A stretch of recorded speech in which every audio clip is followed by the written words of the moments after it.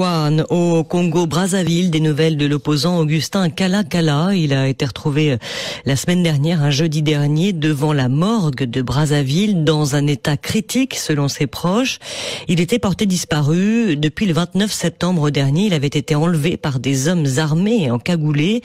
Il ignore qui étaient précisément ces geôliers, mais il dit avoir été torturé durant sa détention, et ses ravisseurs auraient notamment cherché à savoir où se trouve André Okombi Salissa, dont il est le bras droit. Cet ex-candidat à la présidentielle de mars se cache depuis des mois pour des raisons de sécurité. Témoignage de l'épouse d'Augustin Kala, Liliane Moukoulou. C'est elle qui est venue le récupérer en pleine nuit, donc devant la morgue de Brazzaville. Elle raconte qu'il était si mal en point qu'elle a eu du mal à le reconnaître. À 22h, je reçois un coup de fil et c'est la voix de mon mari. Chérie, viens vite, viens vite. Ils sont venus me jeter vers la morgue ici, là, viens vite. On s'est rendu sur le lieu et quand on lui a demandé, mais comment ça s'est passé? Il dit que moi j'étais ici et j'ai vu des petits qui passaient. Je leur ai demandé service. Si vous avez un téléphone, je veux passer un coup de fil pour appeler ma femme. Dans quel état était-il lorsque vous l'avez retrouvé? Vraiment, état critique. On ne savait même pas qu'il allait vivre jusqu'aujourd'hui. Là, il ne mange pas, il ne peut pas marcher, et il a des grosses plaies partout. Les pieds enflés par rapport aux tortures, tout.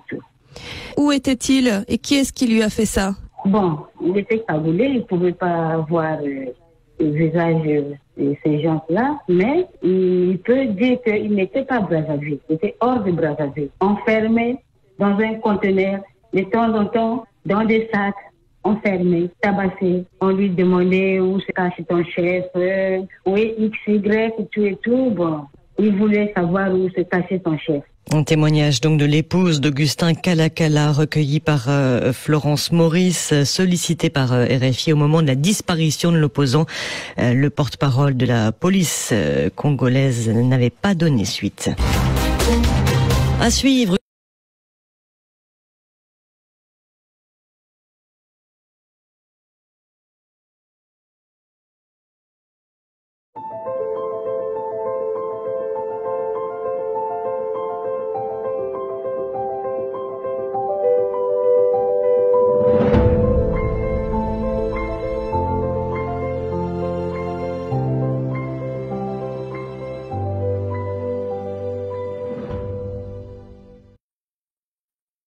Mesdames et messieurs, bonjour, c'est Eric Libiling Amouba. Nous revoici encore dans notre rendez-vous aujourd'hui, dans notre émission spéciale Les yeux dans les yeux. Je suis très content de vous recevoir encore aujourd'hui sur ce plateau. Aujourd'hui, nous allons parler de la situation des élections et les meetings du PCT pour amener la jeunesse à soutenir le patriarche Denis Sassou Nguesso. Après 40 ans d'échecs, la jeunesse considérée comme du bétail politique. Aujourd'hui, nous ouvrons le débat sur la situation politique du Congo. Chers téléspectateurs, marqué plus de 40 ans de gouvernance, Denis Sassou Nguesso, le Parti congolais du travail, multiplie les meetings. Aujourd'hui, ces meetings sont alliés à une instrumentalisation et il faut remarquer que beaucoup dénoncent une manipulation politique. Beaucoup dénoncent une manipulation politique, chers téléspectateurs, où les jeunes sont réduits à un rôle de bétail électoral, utilisé pour légitimer un pouvoir en place depuis des décennies. Comment la jeunesse congolaise peut-elle sortir de ce rôle passif et devenir un acteur clé de son avenir? Chers téléspectateurs, nous avons encore vu cette même jeunesse aujourd'hui aller acclamer le patriarche, le PCT. Chers téléspectateurs, c'est un événement, ce sont des événements, excusez-moi, désolants. Parce que parfois nous nous demandions si cette jeunesse est vraiment consciente de leur avenir. Aujourd'hui, les Congolais qui sont allés acclamer, soutenir le patriarche et l'opposition. Où est l'opposition dans tout cela? Est-ce que nous avons une opposition qui peut riposter à cela? Et nous constatons aujourd'hui que l'opposition est dans le désordre, ils ne sont pas organisés et on ne sait pas ce que pense l'opposition. Parce que aujourd'hui, l'opposition est en train de laisser au PCT la capacité, le pouvoir de convaincre encore cette même jeunesse que j'ai citée ici, comme a souvent dit M. Alain Akwala, le bétail électoral. Et c'est ce même bétail électoral qui, aujourd'hui, va acclamer le patriarche Denis Sassou Nguesso, le timonier, comme ils aiment le dire eux-mêmes, Denis Sassou Nguesso, mais ce même patriarche qui leur a privé aujourd'hui de 40 ans, chers téléspectateurs, pas d'électricité, pas d'eau, le pouvoir d'achat, il est mort. Mais c'est cette même jeunesse aujourd'hui qui se déballe pour aller acclamer le PCT.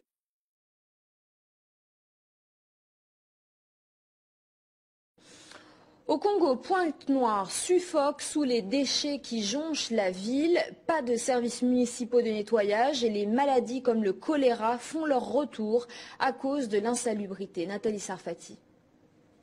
C'est le quotidien des habitants de Pointe-Noire. Ils cohabitent depuis des années avec les immondices éparpillés dans les rues, les déchets qui s'amoncellent et qui polluent les rivières, une insalubrité qui exaspère la population. L'État congolais doit nous aider parce qu'il n'y a pas de caniveau ici pour que l'eau s'évacue. La saison sèche est là. Il faut nettoyer, on ne dormait pas à cause des inondations. L'eau stagnante infectée de moustiques, les déchets qui côtoient les aliments, ce sont autant de vecteurs de maladies. Une situation qui empire à Pointe-Noire où de nombreuses voix s'élèvent pour demander une intervention de l'État. La gestion des déchets incombe aux collectivités. Ce n'est pas monsieur tout le monde qui doit gérer les déchets, c'est la collectivité locale. Donc c'est les villes qui ont l'obligation de gérer les déchets ou éventuellement l'État, donc le ministère de tutelle. Devant l'indifférence des pouvoirs publics, certains habitants se sont improvisés éboueurs en collectant les déchets des ménages dans certains quartiers moyennant finance. Mais se pose toujours le problème de l'absence de décharge. Que faire des ordures? Déléguer ce travail-là aux entreprises privées et accompagner ce travail par une politique locale de gestion de déchets, un plan directeur de gestion de déchets et enfin une campagne d'information, de communication et d'éducation à l'endroit des populations pour les changements de mentalité. Il y a urgence. En l'absence de politique d'assainissement, Pointe-Noire doit de plus en plus faire face à une recrudescence de maladies comme le choléra ou la poliomyélite. L'insalubrité favorise aussi le développement du paludisme. À un certain moment, nous nous posons 1001 questions. Mais qu'est-ce qui se passe? Qu'est-ce qui se passe chez nous les Congolais? Qu'est-ce qui se passe chez la jeunesse congolaise? Qu'est-ce qui ne va pas? Je crois que c'était le moment aujourd'hui, comme nous sommes à la croisée des chemins, que cette même jeunesse se rassemble comme un seul homme afin que nous puissions tous chasser le PCT qui a opprimé le peuple pendant 4 décennies. Mais c'est cette même jeunesse aujourd'hui qui va acclamer, soutenir le PCT. À un certain moment, nous nous posons 1001 questions. Est-ce que cette jeunesse congolaise a vraiment besoin de changement? Est-ce que cette jeunesse congolaise a vraiment besoin de s'émanciper? Est-ce que cette jeunesse congolaise a vraiment besoin d'un nouveau souffle au Congo-Brazzaville? Parce qu'à un certain moment, nous ne comprenons pas. Aujourd'hui, l'opposition, nous ne savons pas si nous avons une opposition au Congo-Brazzaville. Parce que, avec tout ce que nous voyons, nous sommes déçus, je ne sais même pas quoi dire, parce que c'est pathétique de laisser le PCT encore convaincre cette jeunesse, de laisser les petits mouvements que les sanitaires sont en train d'organiser et aller soutenir ce parti politique qui nous a opprimés pendant 42 ans, 40 ans. Mais à un certain moment, on ne comprend plus rien et on se pose des questions si cette jeunesse est vraiment consciente des enjeux politiques qu'elle va subir les années qui vont suivre. Des élèves confinés les uns les autres, assis à même le sol, c'est le souci quotidien et un casse-tête pour l'équipe dirigeante de l'école primaire de Kibina. Vraiment, les enfants assis à même le sol, vraiment ça me rend malade. Devant la situation, le corps enseignant ne peut rien. On sait l'essentiel, on y peut réduire, tout le monde doit comprendre. Des salles de classe qui comptent même jusqu'à 398 élèves, 10 fois plus que les effectifs pédagogiques normaux. C'est la réalité de l'école primaire de Kibina. Dans cette classe, c'est 398 élèves.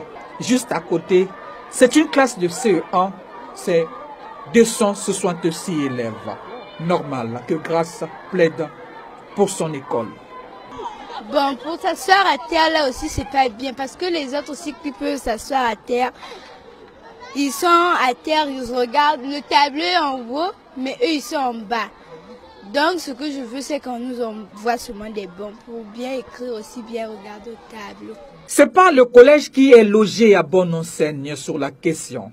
Dans cette classe de 3e, ce sont les premiers venus qui occupent les tables bons. Les retardataires, c'est le sol.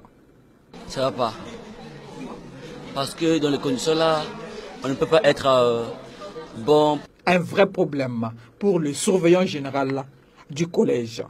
Nous ne pouvons pas nous dégager de cette difficulté parce que c'est la réalité qui se présente. Nous sommes une école périphérique, donc les environs n'ont pas de CEG.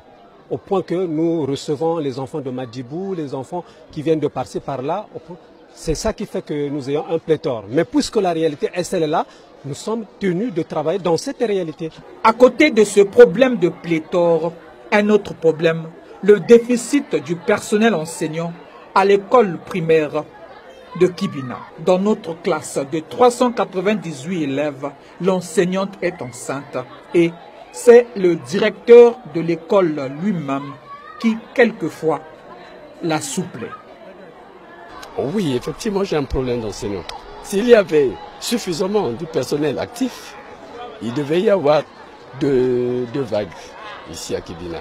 Mais dommage, en ce net moment, même moi, en tant que directeur, je suis au bureau et en même temps en classe. Et même quand la salle est animée, le souci... Pourquoi je le dis? Je le dis parce que cette manipulation est utilisée pour légitimer un pouvoir. Pour légitimer un pouvoir en place depuis des décennies. Mais comment la jeunesse peut-elle sortir de ce rôle passif et devenir un acteur clé de son avenir? Chers téléspectateurs, il faudrait que nous nous rassemblions comme un seul homme aujourd'hui pour combattre les tentatives du PCT. Le PCT n'a plus rien à promettre aujourd'hui aux Congolais. Le PCT n'est que derrière ses propres intérêts. Aujourd'hui, ceux qui organisent tous ces meetings grandioses-là, c'est tout juste pour leur propre intérêt. Au Kobi Salissant, on l'a vu. Il se prépare pour devenir encore ministre les années à venir. Donc c'est une préparation, c'est même pas de la reconnaissance, mais c'est de la propagande. C'est de la propagande. Parce qu'une jeunesse qui manque de l'eau, qui manque d'électricité, qui manque de pouvoir d'achat, qui manque de tout en ce moment. C'est terrible. Regardez, chers téléspectateurs, aujourd'hui, la situation des salaires au Congo-Brazzaville. Mais le Congo-Brazzaville, aujourd'hui, n'a pas encore payé ses fonctionnaires. Et nous qui sommes à l'étranger, nous apprenons que la PEAC a bloqué les fonds parce que l'État congolais doit à la PEAC. Donc, les salaires qui ont été versés par le gouvernement, aujourd'hui, sont bloqués parce que l'État congolais ne paye pas.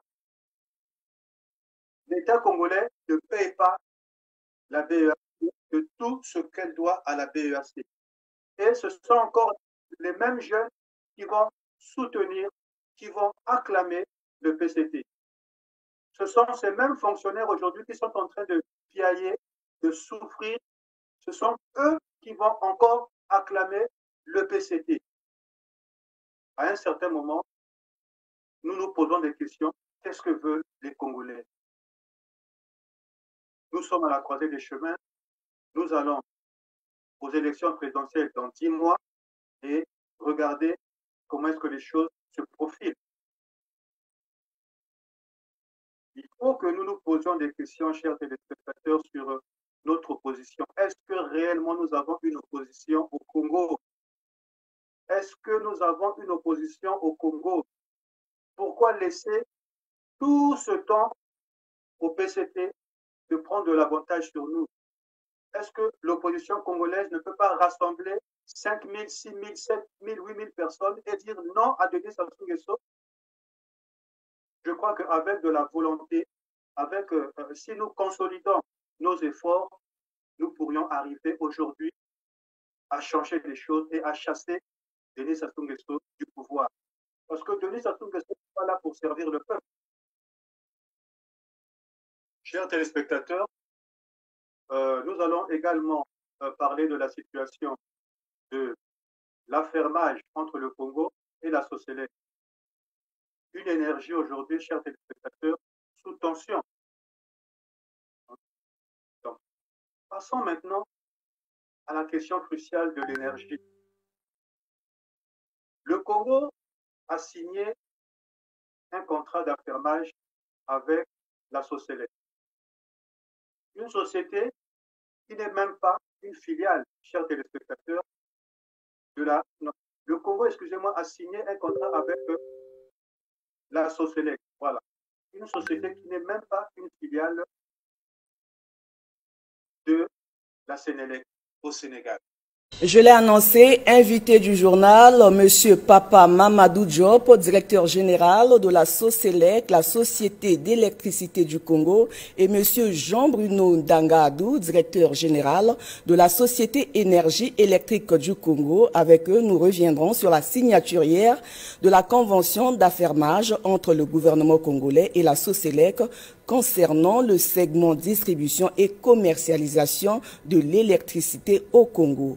Bonsoir à vous, monsieur le DG. Bonsoir. Bonsoir. Alors, monsieur Jean-Bruno Dangadou, nous venons de suivre le reportage relatif à la signature de la convention d'affermage concernant le segment distribution et commercialisation de l'électricité entre le gouvernement et la société Socélec, filiale de droit congolais de la société sénégalaise Sénélec.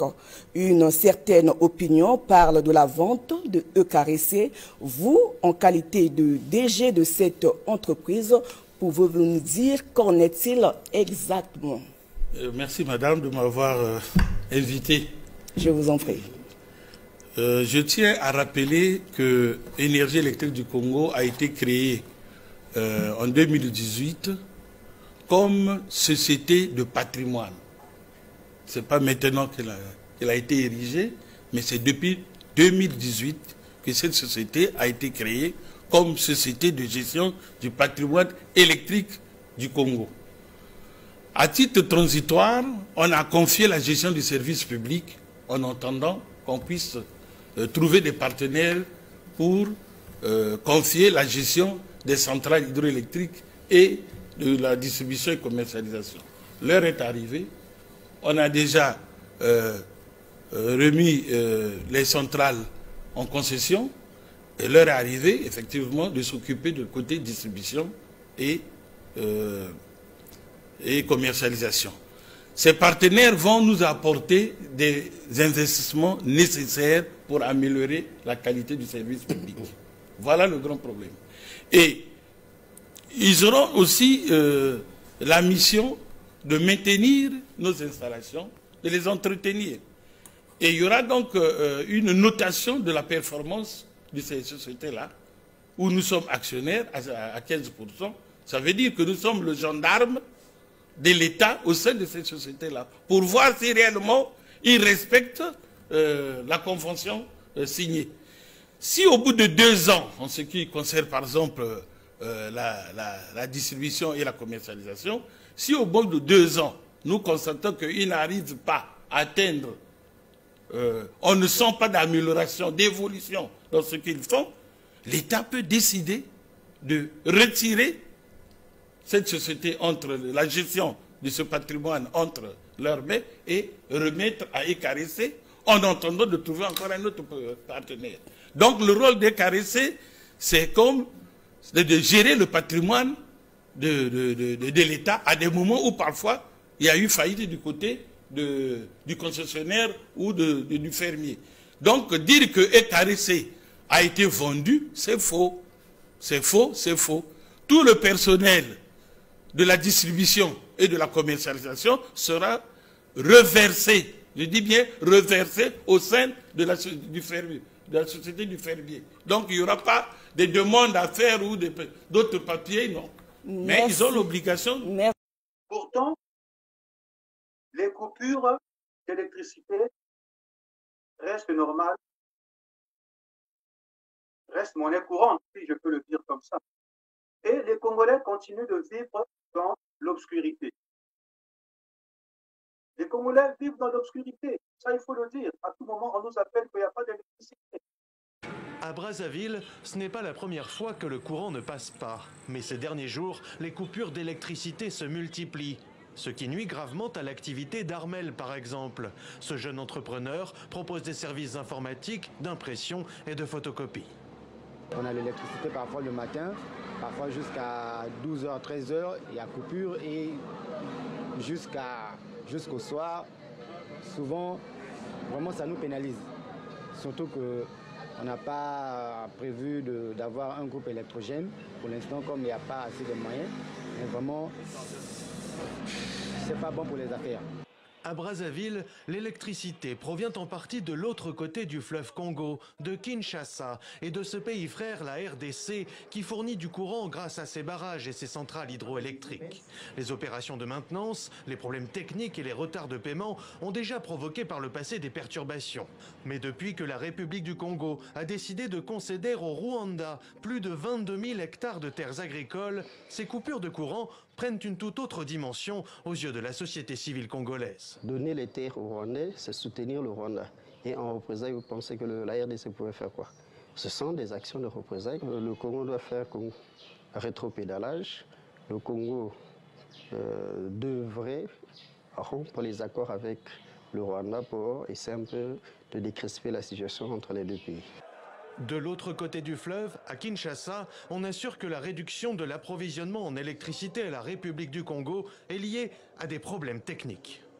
Ça n'a rien de politique. C'est vrai nous ne voyons pas de bon œil que les Rwandais puissent acheter de terres juste en face de la ville de Kinshasa, le long du littoral du fleuve Congo. Cela nous inquiète. Le Congo-Brazzaville est souverain comme pays de donner à qui ils veulent des concessions foncières, mais cela quand même nous met en méfiance et nous avons mis tous les moyens pour surveiller ce que les Rwandais sont en train de faire de l'autre côté de la rive.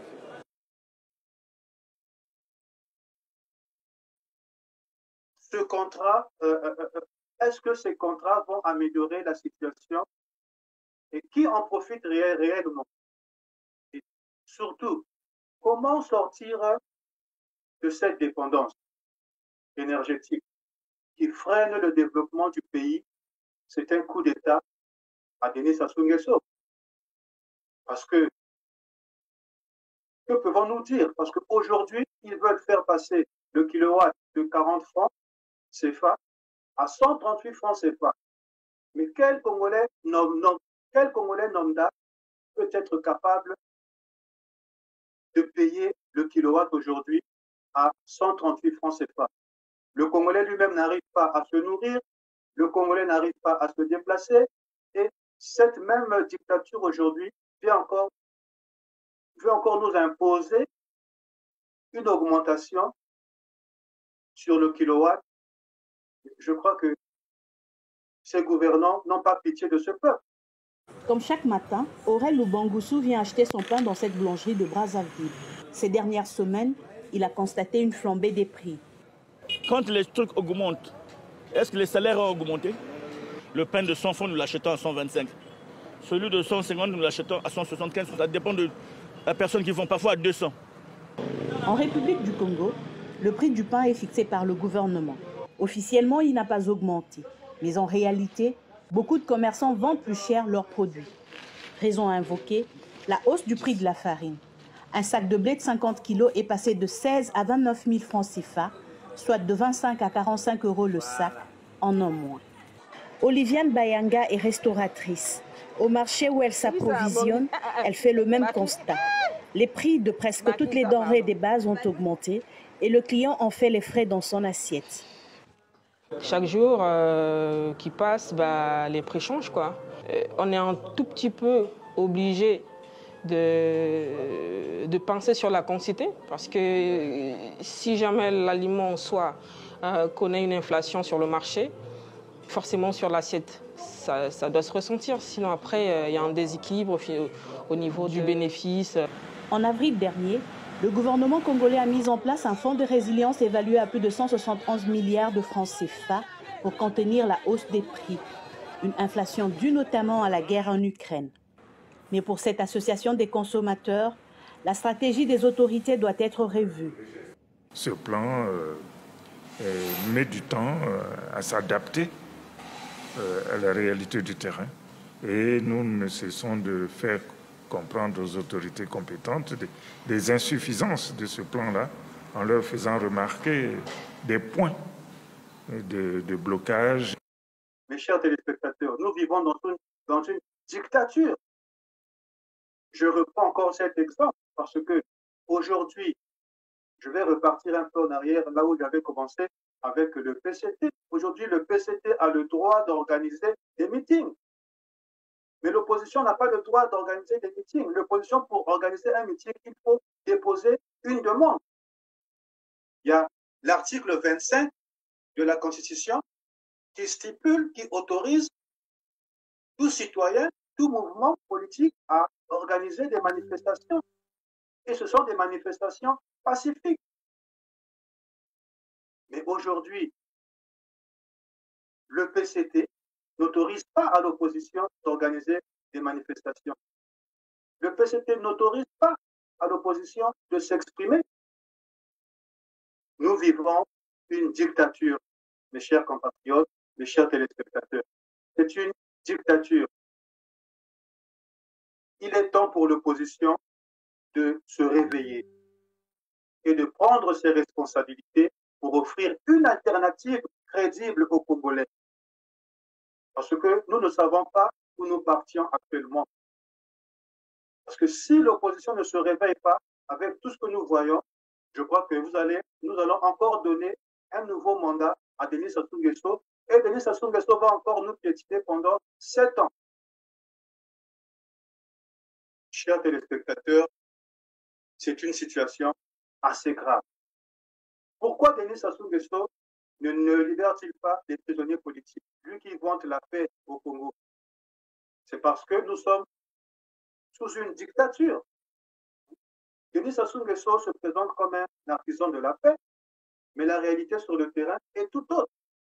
Les prisonniers politiques croupissent encore dans les geôles congolaises, privés de leur liberté, pour avoir osé critiquer le régime. Comment parler de paix quand la justice est instrumentalisée pour museler toute voix dissidente? chers téléspectateurs, la libération de ces prisonniers serait un premier pas vers une réconciliation nationale véritable. Il faut que M. Denis Sassou Nguesso libère le général Bokoko, libère André Kobi Salissa. Denis Sassou Nguesso, aujourd'hui, à l'international, est en train de clamer la paix. Que c'est un homme de paix, qu'au Congo il y a la paix, mais au Congo il n'y a pas la paix. Le Congo est un pays qui est sous une dictature. Après 40 ans de pouvoir, le PCT promet encore de redonner de l'espoir aux Congolais. La paix au Congo aujourd'hui, c'est la soumission aux volontés du pouvoir. Ce n'est que comme ça que nous pouvons le dire. Parce qu'après 40 ans de pouvoir, le PCT promet encore de redonner de l'espoir aux Congolais. Mais comment croire en ces promesses quand le quotidien des citoyens est marqué par le manque d'eau, d'électricité et un pouvoir d'achat en chute libre? Les Congolais méritent mieux que les discours. Chers téléspectateurs, les Congolais méritent mieux que les discours creux. Donc, il est temps de demander des comptes et d'exiger des actions concrètes pour améliorer les conditions de vie de tous. C'est tout ce que nous voulons, c'est tout ce que nous demandons. Nous ne demandons pas plus. La jeunesse congolaise est-elle consciente des enjeux pour son avenir? Est-ce que cette jeunesse est consciente? Enfin, nous nous interrogeons sur le rôle de la jeunesse congolaise face à un avenir incertain. Les jeunes sont-ils conscients des enjeux politiques, économiques et sociaux qui les concernent? Sont-ils prêts à prendre leur destin en main, à refuser d'être des marionnettes politiques et à exiger un changement radical? L'éducation, la sensibilisation et la mobilisation sont essentielles pour que cette génération puisse construire un Congo meilleur. Merci. Et maintenant, une belle histoire, une histoire humaine. C'est un homme que vous connaissez qui va vous la raconter, Yann Arthus Bertrand, un photographe, un réalisateur engagé, habitué à regarder la planète d'en haut.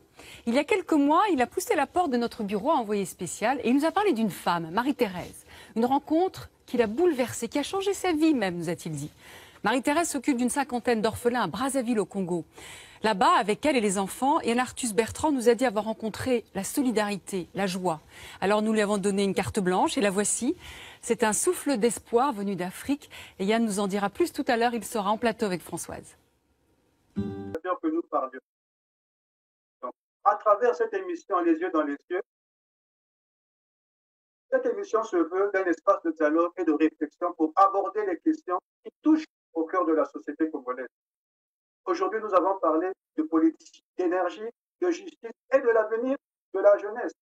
Mais ces questions ne sont que le début d'un débat plus large.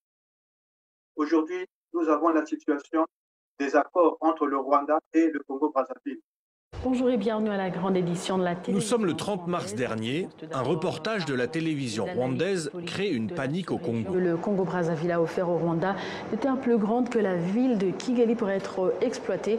Les journalistes racontent comment les Rwandais vont prendre possession et exploiter des terres au Congo pour leurs activités agricoles. Deux terrains qui appartiennent désormais au Rwanda avec une superficie combinée de 980 km². Nous avons fait une étude de faisabilité et ce projet est désormais en cours. Mais il ne fait aucun doute que le marché est une véritable potentialité. Des terres offertes au Rwanda, l'affaire fait grand bruit, inquiète fortement les populations, notamment celles des départements cités, Poul, Bwenza, Kwilu, Nyari. Tout démarre d'un rapprochement entre Congo et Rwanda avec ces rencontres entre les présidents Sassou et Kagame en 2022. Des accords cadres sont signés, tels que celui-ci. Il prévoit la possibilité de réaliser des contrats entre les deux pays. Celui-ci a été signé entre les deux ministres de la coopération internationale. L'exploitation de terres serait donc le premier cas concret. Scandale sur place, les agriculteurs locaux ne veulent pas céder leurs parcelles au Rwanda. Nous ne sommes pas satisfaits. Si cette compagnie qui a envie de venir, c'est une compagnie rwandaise, pourquoi? Si c'est une compagnie rwandaise, on ne peut pas accepter. L'inquiétude grandit au point que les ministres se déplacent dans les émissions de télévision pour tenter des explications. Le chef du gouvernement lui-même se rend sur le terrain avec la presse.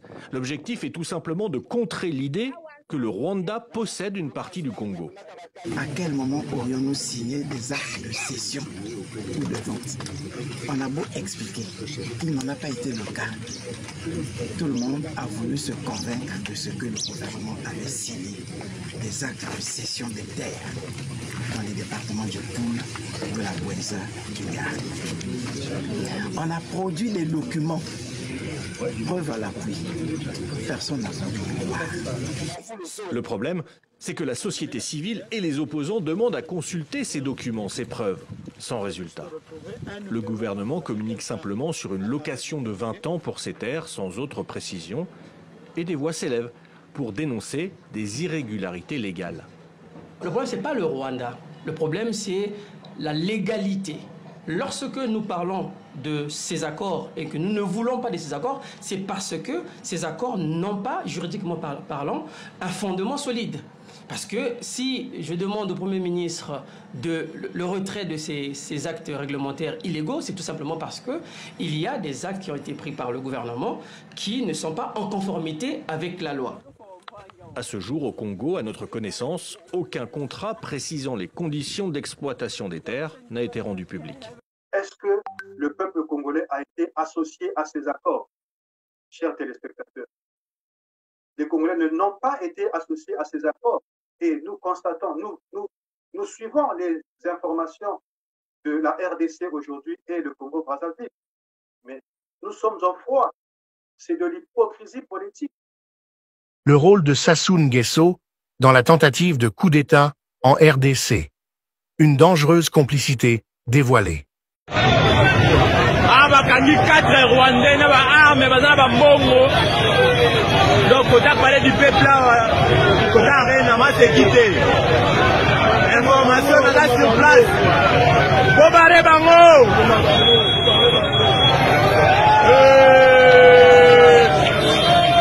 Donc bobare bango.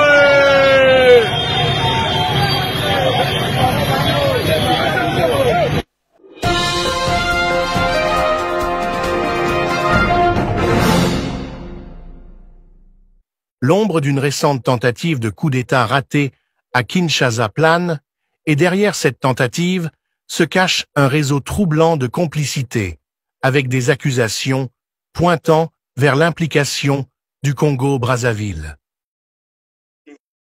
Le président Sassou le sait, et les Congolais le savent, que Denis Sassou Nguesso soutient le président Kagame dans cette démarche. Mais il ne le dit pas. Nous l'avons suivi récemment, quand on lui a posé la question sur les sanctions contre le Rwanda. Il a dit que ce ne sont pas des sanctions qui vont faire arranger les choses. Chers téléspectateurs, là où l'Europe, les États-Unis, l'Angleterre, les grandes puissances prennent des sanctions contre le Rwanda, mais chez nous, au Congo-Brazzaville, Denis Sassou Nguesso n'est pas dans cette logique de prendre des sanctions contre le Rwanda, alors que nous avons vu des États, des puissances mondiales sanctionner le Rwanda. Mais Denis Sassou Nguesso est un soutien pour le Rwanda. Chers téléspectateurs, l'article 2 aujourd'hui des accords militaires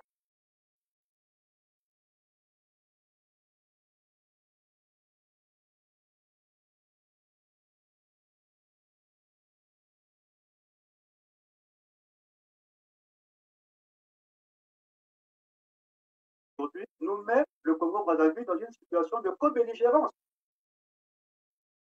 Et ça, il faudrait que le peuple congolais le sache. Que ce sont des accords qui vont porter au peuple congolais, qui vont porter préjudice au peuple congolais.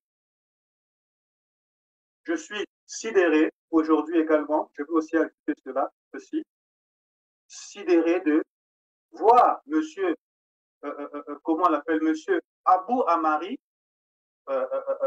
représentant du secrétaire général des Nations Unies, de monsieur Guterres, venir féliciter le PCT. L'Organisation des Nations Unies appelle les formations politiques congolaises à être de véritables instruments de maintien de paix et de stabilité. C'est en substance le message porté par le représentant spécial du secrétaire général de l'ONU pour l'Afrique centrale lors de sa séance de travail avec l'équipe dirigeante du Parti congolais du travail, conduite par le secrétaire permanent aux affaires électorales ce 20 février à Brazzaville. Je suis là depuis hier dans le cadre d'une mission d'information de prise de contact avec les autorités congolaises et j'ai estimé que en ce moment où nous nous acheminons vers 2026, une année électorale pour le pays, il était de bon ton de venir rencontrer l'équipe dirigeante du Parti congolais du travail. J'aurai l'opportunité de rencontrer les autres formations politiques également pour passer un message qui est cher aux Nations Unies. Le message, c'est un message de continuité du maintien de la paix, de la stabilité et de la quiétude sociale ici en République du Congo, dans un environnement régional des plus complexes. Abdou Abari préconise surtout la représentation des jeunes et des femmes dans les instances de gouvernance pour plus d'équilibre dans la gestion de la chose publique. L'Afrique centrale fait face à beaucoup de défis. L'un des défis les plus préoccupants de ces derniers jours, de ces dernières semaines, est bien évidemment la situation à l'est de la République démocratique du Congo. Et nous souhaitons que ce havre de paix qu'est le Congo puisse, à l'occasion de ces élections, renforcer son bien vivre ensemble, renforcer sa cohésion sociale, renforcer sa paix et sa stabilité dans un environnement qui en a grandement besoin. Voilà en gros le cœur de nos discussions et les messages que j'ai passés à la classe, à la direction du PCT, en n'ayant pas manqué, bien évidemment, de leur demander de continuer dans la dynamique de la représentation des jeunes, la représentation des femmes au niveau des structures de gouvernance ici en République du Congo. Mais je n'ai jamais vu, depuis que je suis né, une organisation comme l'ONU venir féliciter un parti politique pour la paix. Mais quelle paix? De quelle paix nous parlons au Congo-Brazzaville? Il n'y a pas la guerre au Congo-Brazzaville. Il n'y a que la misère et la désolation et la pauvreté. C'est de ça que M. Abari devrait venir au Congo. Nous avons vu aujourd'hui M. Jean-Dominique Okemba dire que nous avons tué dans le pool et le ciel n'est pas tombé. C'est de ça que le représentant du secrétaire général des Nations Unies devait venir discuter avec le peuple congolais. Mais il s'emmène gaillardement pour féliciter le PCT pour la paix. Je crois que, pour moi, personnellement, chers téléspectateurs, c'est une insulte. C'est une insulte pour le peuple congolais. Parce que un responsable comme lui ne peut pas aujourd'hui faire ce qu'il a fait, de venir féliciter le PCT pour les efforts de paix. Et aujourd'hui, je lance un appel aussi à M. Donald Trump de revoir le cas de l'ONU par rapport au Congo-Brazzaville. Parce que nous avons remarqué que personne ne nous écoute. Personne ne nous écoute. Leur problème, c'est de maintenir Denis Sassou Nguesso au pouvoir, mais je pense que les Congolais, nous ne voulons plus de Denis Sassou Nguesso. Aujourd'hui, ce président de la République qui se dit président est aujourd'hui dans l'usure du pouvoir. Son pouvoir est usé et il ne peut plus rien apporter aux Congolais. Il faut que les Congolais le sachent. Aujourd'hui, il faut que le peuple du nord au sud, de l'est à l'ouest, puisse se lever parce que ce n'est pas l'ONU, ce n'est pas les envoyés spéciaux qui vont venir régler notre problème. C'est nous-mêmes, les Congolais, qui devons nous lever pour régler cette situation. Parce que c'est une situation cruciale pour notre avenir. Chers téléspectateurs, je pense qu'aujourd'hui, cette émission, Les yeux dans les yeux, peut encore vous ouvrir les yeux sur la situation du Congo-Brazzaville. Nous avons noté les accords militaires avec le Rwanda. Pourquoi signer des accords avec le Rwanda? Pourquoi signer des accords militaires avec le Rwanda? C'est simple. On ne demande pas beaucoup d'équations à comprendre. C'est parce que Denis Sassou Nguesso veut conserver son pouvoir de génération en génération à travers Christelle Denis Sassou Nguesso, à travers Edgar Nguesso, à travers sa famille, à travers le clan. Quand des personnes sensées qui ont du bon sens aujourd'hui sortent devant les médias pour dire que nous avons tué dans le pool, le ciel n'est pas tombé. Chers téléspectateurs, qu'allons-nous penser des personnes comme ça? Conserver notre pouvoir. Mais qui leur a dit que le pouvoir leur appartient? Qui a dit à Denis Sassou Nguesso, au Kemba et Sakri que le pouvoir leur appartient? Le pouvoir appartient aux Congolais. Et nous avons le droit de nous exprimer pour dire ce que nous pensons par rapport au Congo-Brazzaville, parce que c'est notre pays, nous sommes des Congolais. Donc, je pense qu'aujourd'hui, le représentant du secrétaire général de l'ONU devait venir au Congo pour demander des comptes sur les disparus du but, sur tous les crimes qui ont été commis au Congo-Brazzaville. Je vais citer paix à son âme à mon grand frère que j'aimais bien, Augustin Kalakala. Au Congo-Brazzaville, des nouvelles de l'opposant Augustin Kalakala. Il a été retrouvé la semaine dernière, un jeudi dernier, devant la morgue de Brazzaville, dans un état critique selon ses proches.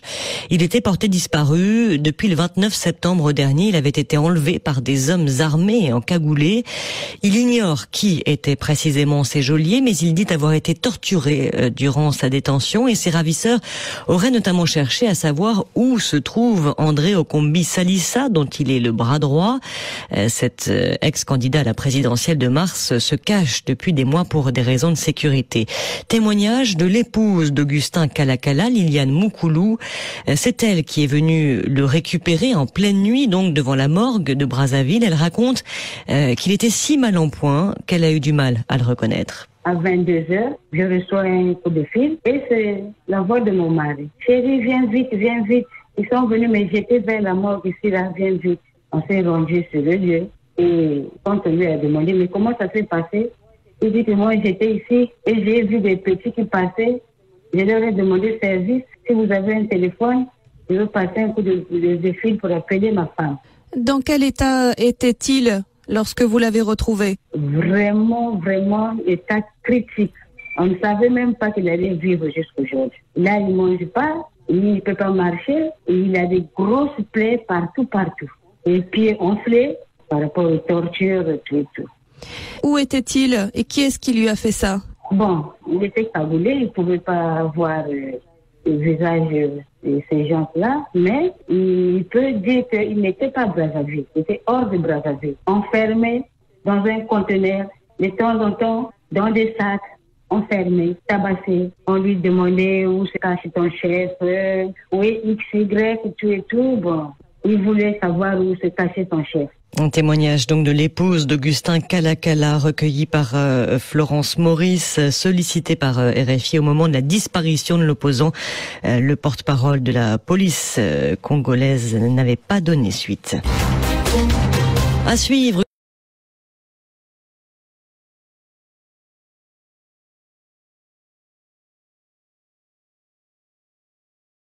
Qui a été assassiné, mais pourquoi le secrétaire général Abari n'est pas venu demander des comptes pour la mort de Augustin Kalakala, qui a été assassiné? Tout le monde sait qu'il a été assassiné par rapport à ses prises de position. Qui ne le sait pas? Augustin Kalakala a été assassiné. Mais pourquoi l'ONU qui prône la paix du PCT aujourd'hui ne le dénonce pas? C'est parce que c'est un jeu politique qu'ils sont en train de manigancer pour laisser Denis Sassou Nguesso au pouvoir, le faire asseoir au pouvoir pour encore une décennie. Mais le peuple congolais est fatigué. Les Congolais n'ont pas de salaire. Nous sommes le 28 aujourd'hui, mais les Congolais n'ont pas de salaire. Pourquoi? Parce que l'État congolais n'arrive pas aujourd'hui à payer.